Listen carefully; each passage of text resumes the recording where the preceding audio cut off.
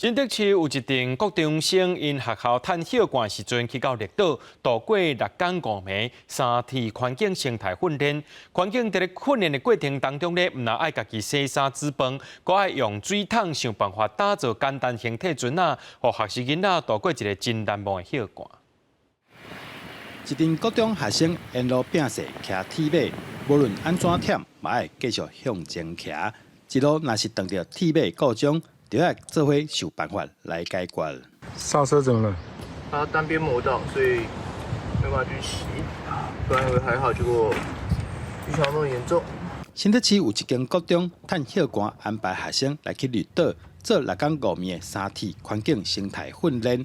过程中，学生就要家己落手用水桶做船仔，学习在海上过独木船。在暗顿的时间到啊，嘛是爱家己煮。来绿岛以前的时候，我觉得很多事情都是应该的，像是每天都可以洗澡，或者是每餐都可以吃饱等等。哇！然后来了绿岛以后，我才发现，原来这些东西在某些层面上是奢侈，而不是应该的。也没有长时间自己在外面露营过，然后我想要来这边挑战看看。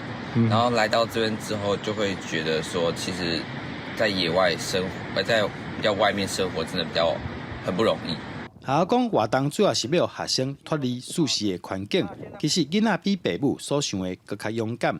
学生会当对过程内底学习解决问题，嘛学到课本以外的知识。让孩子训练组装单车，然后学会这种团体的生活，然后再到绿岛里面，再把它到底怎么样到一个岛屿里面好好的过这样的生活的方式。